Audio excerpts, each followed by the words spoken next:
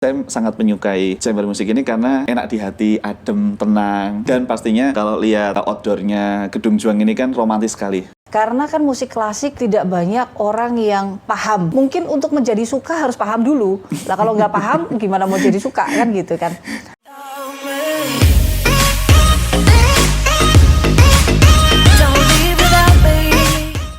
Hai, halo awesome people. Apa kabar hari ini? Ini adalah edisi pertama podcast untuk obrolan milenial. Yang pasti karena namanya juga obrolan milenial, berarti kita akan bahas segala sesuatu hal yang terkini, ya. Jadi semua hal yang kekinian, kemudian isu-isu terupdate yang kita akan share kepada semuanya. Oke, di pagi hari ini kita ada di lokasinya ada di Petit Boutique Hotel Solo. Jadi kalau kita lihat di sini ada banyak banget pernak-pernik ala-ala Eropa karena memang kita berada di sebuah hotel butik dengan konsep ala-ala Eropa. Ya, Eropa kecil di tengah-tengah kota Solo.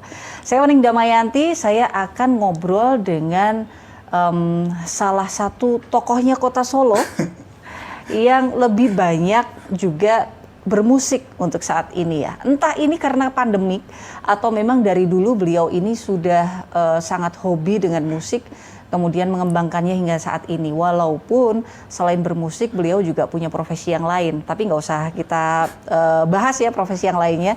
Sekarang kita mau bahas betul-betul mengenai musikalitas beliau, kemudian bermusiknya sudah sampai di mana, dan karena kebetulan juga di tanggal 12 September nanti akan ada satu event yang di era pandemik ini saya kira adalah satu event yang pertama di kota Solo, apalagi ini nanti mengusung musik klasik. Nah, ini yang paling unik dan paling menarik, karena seperti yang kita tahu bahwa musik klasik ini perlu musikalitas yang tinggi untuk orang bisa mengerti dan memahami. Saya sendiri suka musik jazz, tapi saya juga agak kesulitan untuk bisa memahami musik klasik, apalagi menikmatinya. Ya, kadang-kadang memang orang akan lebih condong untuk memilih genre musik yang lain yang lebih ringan atau lebih kekinian.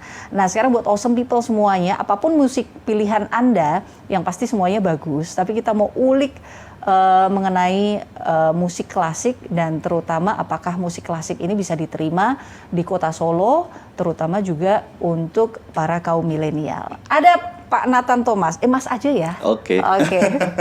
Mas Nathan Kitara. Yes. Ya, kenapa pakai nama Kitara?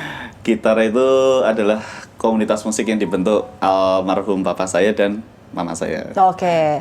So, Mas Nathan ini kan memang berkiprah mulai dari barangkali dari lahir juga sudah di Solo ya? Kalau lahir di Jakarta, cuman mulai dari tahun 94, waktu itu usia 6-7 tahun, sampai sudah dengan sekarang di Solo.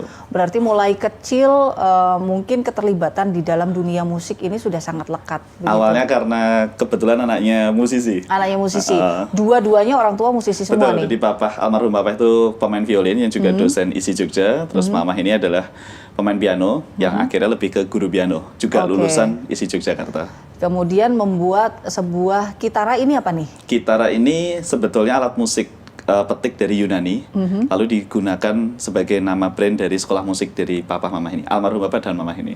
Oke, dan sampai sekarang masih eksis nih? Masih sangat eksis, ya? bahkan sangat dikenal, terutama klasiknya. Nah, nanti kita lebih dalam ya. Nah, ini dia, karena kan musik klasik tidak banyak orang yang paham begitu ya. Mungkin untuk menjadi suka harus paham dulu. Lah kalau nggak paham gimana mau jadi suka kan gitu kan. Sekarang apalagi lebih banyak anak muda kaum milenial ini yang memilih untuk ke K-pop. Atau kalau beberapa tahun yang lalu mungkin lebih ke R&B gitu ya. Benar. Nah, ini sementara Kitara masih bertahan dengan musik klasiknya. Dan bahkan nanti di tanggal 12 September kita akan ada sebuah event perdana juga di era pandemik, dan juga event perdana yang akan kita gelar di Gedung Juang 45 Solo. Setelah Gedung Juang ini direnovasi total, kemudian sekarang sudah bisa dikunjungi dan menjadi salah satu tujuan wisata untuk masyarakat Indonesia nih. Nah, kenapa kita mengusung musik klasik dulu?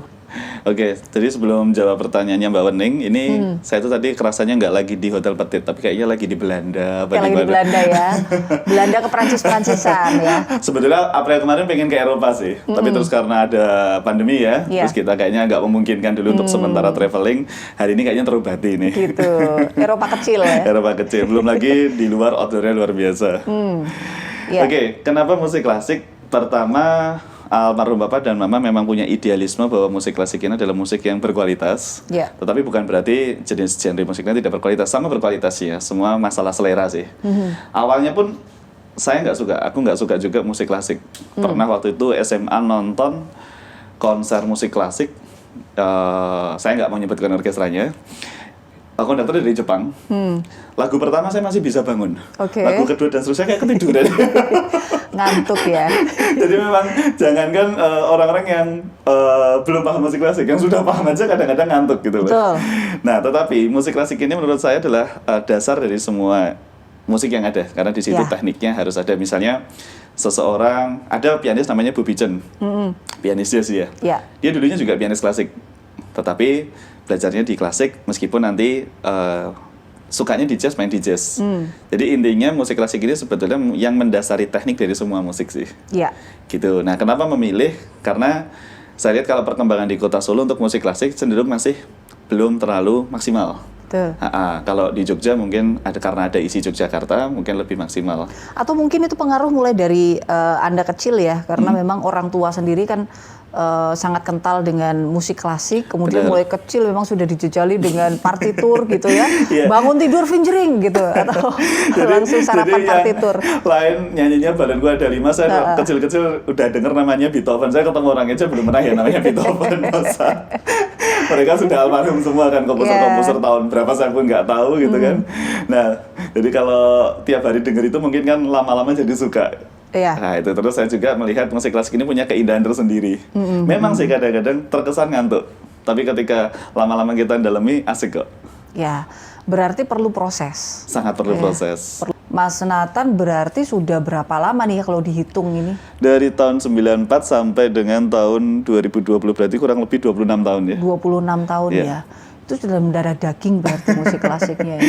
Iya, jadi kalau Tulang-tulang sumsum gitu ya, Bener. klasik semuanya. misalnya di hotel apa di tempat public space tuh ada instrumen yang tentang musik klasik itu nggak Udah asing langsung klik masih. gitu Benar. ya. Mimpi pun partitur kali ya. Iya. Gitu ya.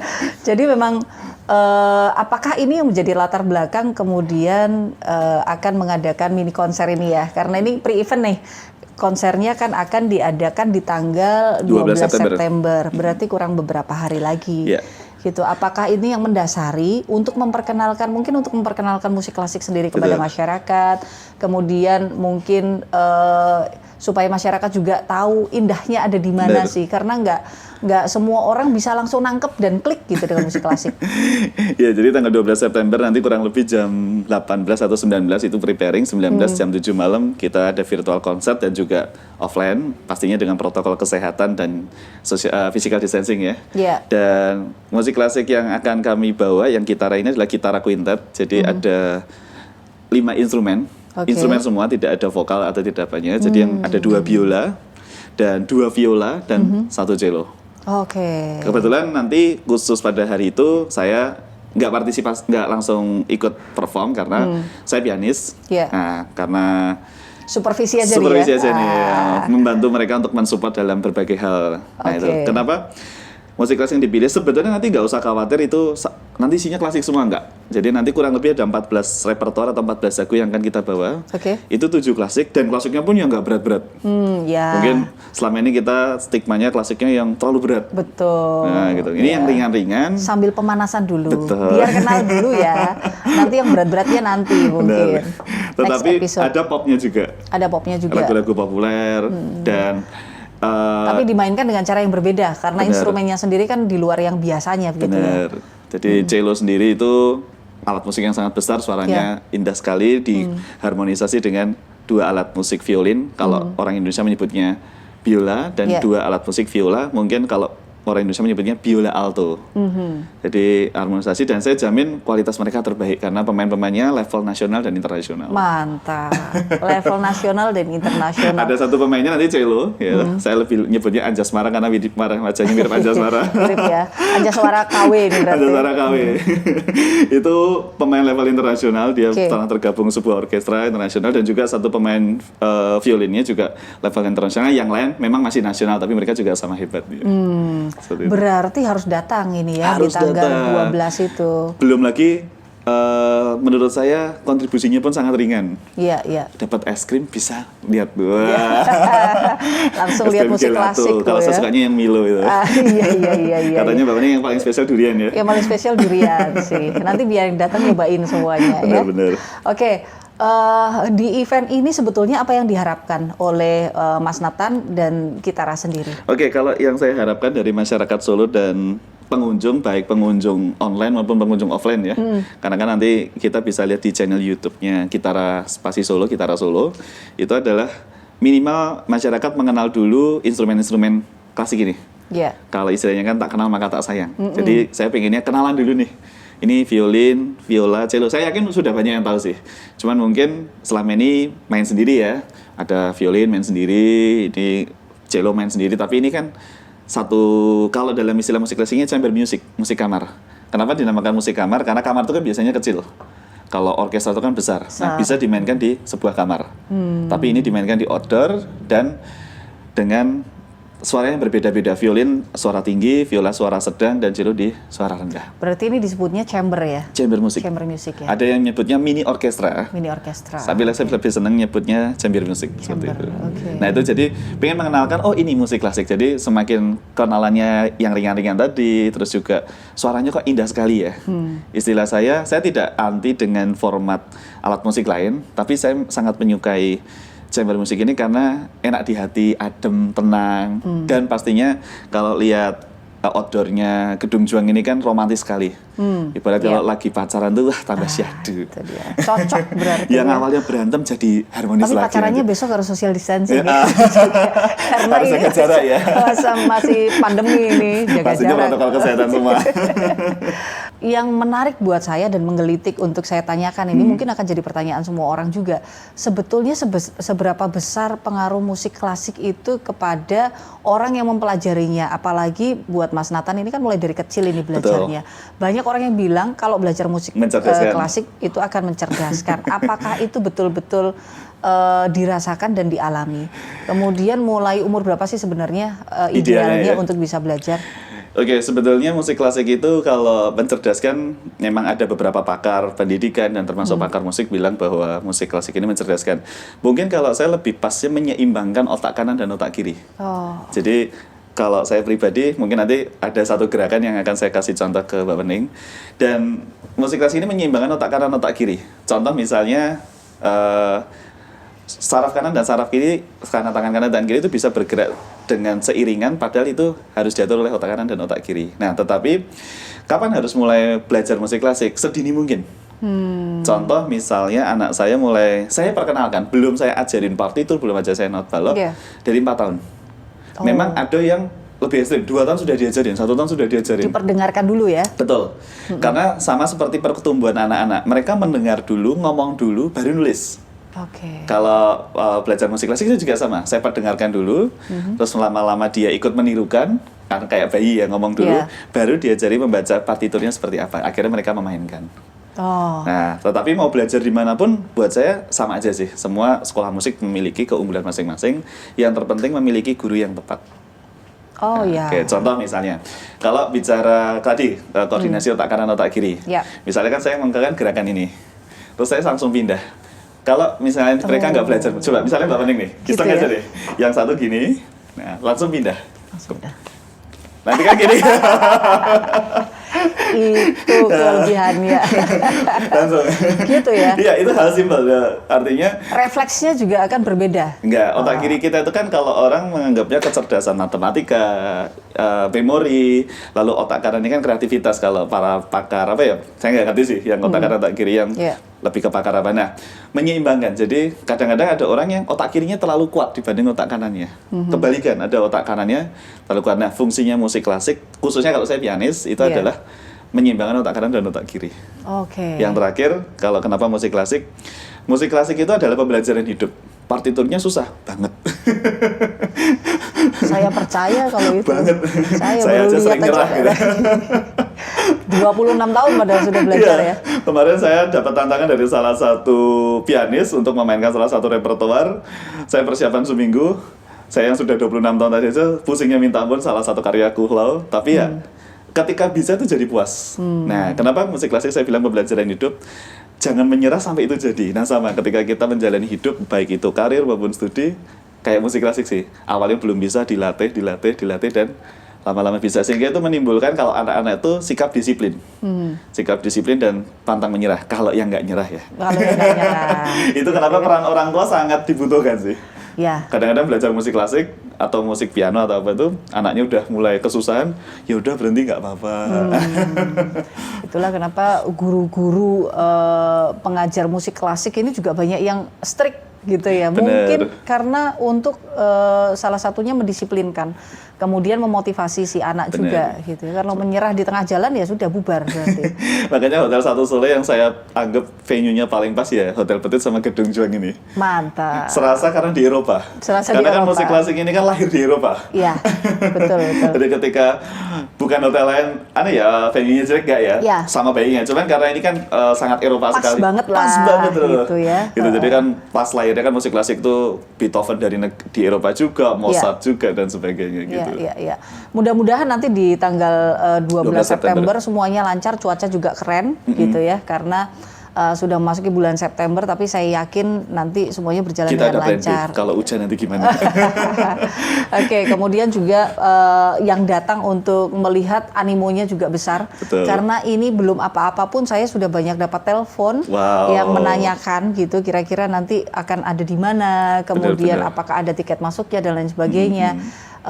Ini salah satu test case juga nih Benar. ke masyarakat Kota Solo bahwa ini adalah event pertama yang cukup cukup unik dan pertama kali selama era pandemi. Benar. Gitu ya, walaupun tetap kita akan memperhatikan protokol kesehatan. Dan Pasti. Gitara ini memang ke depan akan saya arahkan untuk lebih ke misi sosial dan misi budaya, seni budaya. Oh, Jadi oke. bukan yang profit ya, tetapi pastinya kita tetap butuh sumber daya, tapi tujuan utamanya bukan profit. Misi lebih sosial ke misi dan sosial misi dan budaya. seni budaya. Seni budaya. Ya. Untuk nguri-nguri kebudayaan, Betul. terutama di bidang musik ya. Yes. Oke. Berarti katakanlah begini, kalau misalnya ada banyak orang yang tertarik Yeah. untuk mempelajari musik, tetapi mereka punya keterbatasan, Yeah. gitu ya. Tidak semua orang mungkin secara ekonomi mampu, Yeah. atau mungkin ada faktor-faktor lain. Mungkin secara ekonomi mampu, tetapi ada hal lain yang membuat mereka terkendala untuk bisa mempelajari Yeah. musik, gitu. Kira-kira apakah ada plan dari Gitara sendiri untuk berkontribusi lebih, kalau ini dalam skup kecil adalah untuk Kota Solo, masyarakat Betul. Kota Solo dan sekitarnya, supaya masyarakat Kota Solo ini bisa lebih menikmati musik, kemudian mengembangkan dirinya melalui musik, gitu. Betul. Apakah ada visi misi ke arah sana juga? Sangat ada, seperti saya utarakan tadi, tujuan utama dari Gitara setelah saya support Gitara ini di manajerialnya. Jadi kan ada misi sosial yang saya sampaikan tadi. Jadi misi sosialnya tadi misalnya ada seseorang yang sangat berbakat. Di luar sana ternyata banyak sekali orang-orang yang sangat berbakat. Yeah. Makanya saya sekarang kalau ditanya Gitara itu apa, saya lebih sebutnya adalah komunitas musik. Di situ saya akan mengumpulkan para musisi-musisi hebat seperti nanti talent-talent yang mengisi, namanya Mas Yayan, Mbak Arum, Mas Yoga, Mbak Ine, dan Mas Abrar ini. Ya. Nah, ini adalah talent-talent yang luar biasa yang saya katakan tadi, pemain level nasional dan internasional, yang mereka bisa berbagi dengan yang mau belajar tadi. Jadi nggak usah khawatir, wah bayarnya berapa dan gimana, karena Gitara ini adalah sebuah komunitas. Oh, Oke, terus kalau keterbatasan alat bagaimana? Misalnya alat musik ini kan memang salah satu faktor yang lumayan ya. Iya, betul. Saya rasa misalnya kayak di Gramedia semurah-murahnya itu juga nggak murah. Ya. Ya murah dan mahal itu relatif sih. Relatif. Kalau buat saya sih di Gramedia juga udah lumayan sih. Viola itu 1 juta, 2 juta ada gitu. Tapi mungkin ada beberapa orang yang 1 juta, 2 juta juga lumayan kerasa Sudah gitu ya. tinggi ya. Tinggi. Nah, saya ingin menggabungkan antara orang yang memiliki sumber daya kayak pebisnis, mereka kan pasti ada namanya dana CSR, Corporate Social Responsibility. Iya. Nah itu untuk bisa berbagi ke calon musisi hebat ini dalam bentuk mereka penyediaan alat musik. Oh, Itu arah kita biasa. ke depannya. Jadi pengen sekali sih bisa mewujudkan. Jadi orang yang punya sumber daya dan ini ada orang yang punya bakat. Kalau diketemukan kan luar biasa. Ya, berarti Solo ini siap untuk mencetak musisi-musisi hebat. Betul, ya, banyak nanti sekali di masa musisi-musisi depan. hebat. Bahkan saya sangat terinspirasi sama musisi hebat yang barusan meninggalkan kita, Didi Kempot ya. Ya, Dengan konsisten sekali di bidang musik yang digeluti. betul. Yang hitnya ya sekitar 3-4 tahun ini ya Sobat Iya. Ambiar ini. Iya. Padahal lagunya udah ratusan ya. Betul. Dari kapan itu. Nah, saya sangat terinspirasi sama sih. Saya yakin Solo ini kota seni budaya yang luar biasa sih. Iya. Kota-kota lain kayak Jogja, Bandung, Jakarta, Surabaya juga memang banyak musisi hebat, tapi juga Solo ini banyak musisi-musisi hebat. Harus mulai dibangkitkan ini ya. Mudah-mudahan Betul. Kitara bisa memberikan kontribusi yang maksimal. Betul. Sehingga betul-betul nanti kota Solo bukan hanya dikenal sebagai kota seni dan budaya saja, tetapi ada bibit-bibit muda yang juga ini nanti kita akan bisa kembangkan bersama-sama. Suatu saat saya pengen ngadain konser, tapi 5 hari sebelumnya ada wisata kuliner. Oh, Pastinya nginepnya harus di hotel Petit. menggabungkan, ya. Setuju kalau itu saya ya. Jadi menggabungkan semua sumber daya ini ya. Betul, ini kan Mas Abrar yang pemain cello ini kan orang Golden Water, Banyumas. Banyumas. Ini kemarin saya ajak ke nasi liwet di Loji Wetan, seneng banget, habis 4 porsi kemarin. Kerupuknya sih. Nah, ini nantinya kita juga akan undang ya 2 orang Betul. dari pemain yang nanti akan bermain di tanggal 12 September. Benar. Bagaimana mereka mengawali karirnya dan kemudian Mereka lebih musisi dari saya. lebih musisi. Dari yang sudah 26 tahun jadi musisi Karena ini mereka 26 lebih tahun musisi. ini sekitar 60-70% waktu sebelum 2018 masih banyak terkait bisnis dan Oh sebagainya. iya, betul. Karena Pak Nathan ini profesinya banyak ini ya sebetulnya. Runner itu serabutan ya. Bisnisnya banyak, profesinya banyak. Jadi untuk bisa masih konsisten di musik ini juga sesuatu yang menurut saya sangat perlu diapresiasi Mas Nathan. Karena banyak orang yang kemudian setelah mereka memiliki profesi yang lain, termasuk saya sebetulnya ya, kemudian meninggalkan musik dan Sempat menjadi vakum sih Pak Pendeng. sempat vakum ya. 2009 itu saya lulus S1, bukan musik sih gitu, S1 akuntansi malah. Iya. Lalu S2 akuntansi, sempat berhenti dari 2009 ke 2018. Jadi sekitar 9 tahun ini saya vakum di musik sama sekali. 2018 berarti 2 tahun yang lalu mulai saya masuk lagi di sini dan akan fokus seterusnya. Nah, itu dia. Untuk masuk kembali dan fokus seterusnya itu yang kadang-kadang susah. Betul. Bahkan untuk kembali ke musik itu saja kadang-kadang kesulitan. Tangan saya pun kaku waktu itu. begitu tidak pernah praktis. Nah, itu pasti akan skillnya juga turun, Pak Jadi Nathan. ada kejadian lucu di 2018, saya nekat latihan 2 jam langsung. Kalau dulu latihan 2 jam sampai 4 jam biasa. Biasa. 2018 saya mulai latihan 2 jam, terus setelah selesai latihan, hal pertama, panggil tukang pijet. Keselio. Keselio. Iya, karena udah lama ya, jadi memang musik itu harus, jadi nggak usah latihan yang lama-lama, tapi sebetulnya Konsisten, sih, setengah jam, continue. 1 jam sehari lebih pas sih. Gitu ya. Maksudnya dipengge, kalau bahasa Nah. Jawanya dipengge itu, kalau bahasa Indonesianya difokuskan ya. Fokuskan. Oke. Ini jadi pelajaran buat kita semuanya, Betul. terutama para musisi muda ini ya. Jangan pernah meninggalkan passion Anda di musik.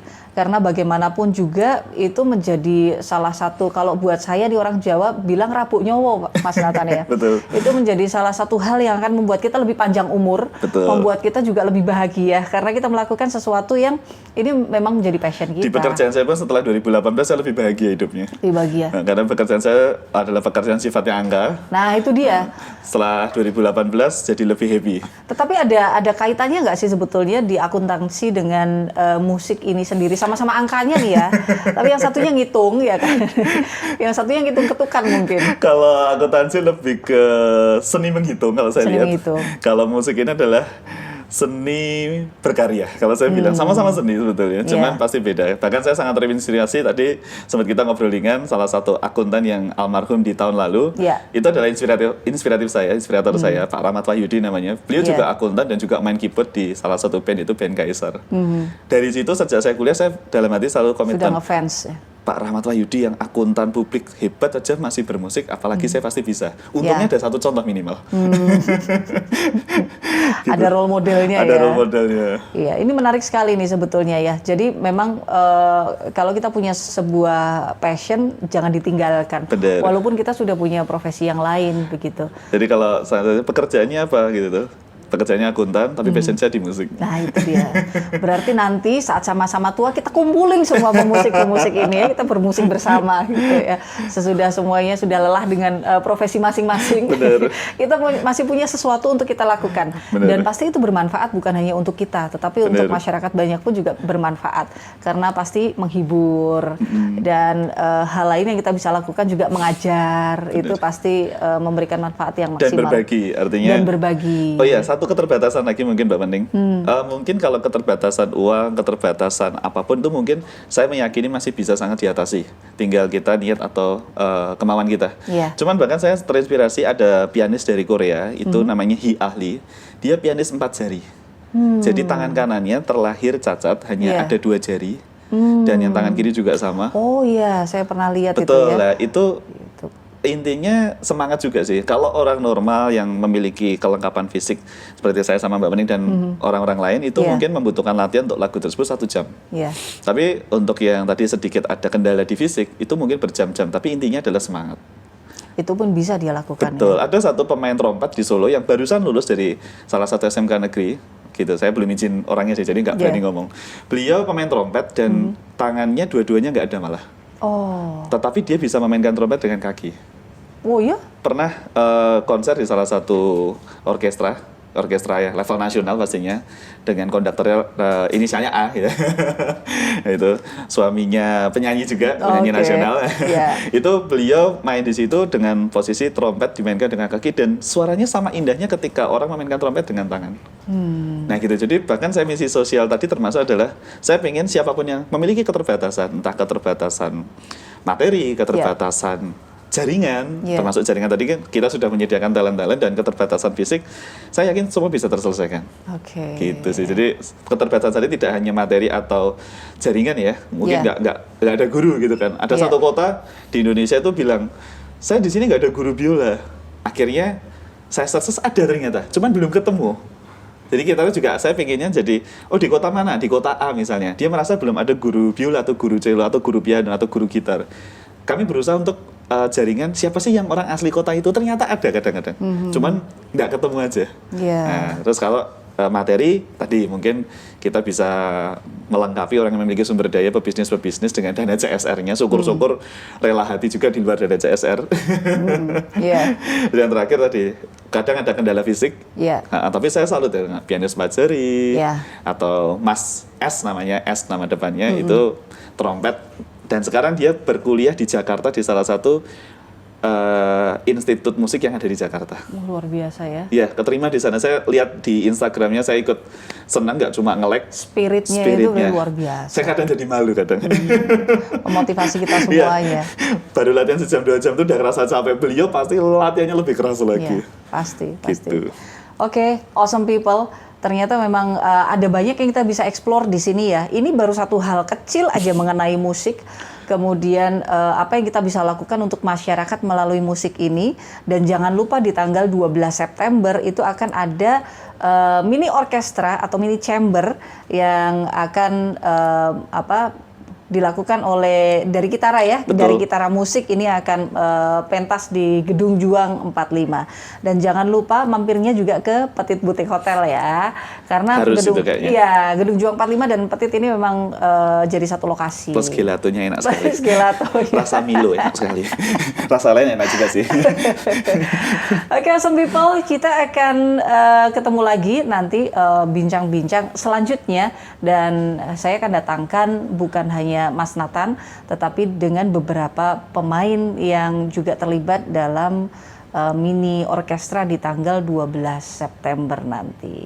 So, see you all and keep safe, keep healthy, awesome people, and don't forget to stay at Petit Boutique Hotel.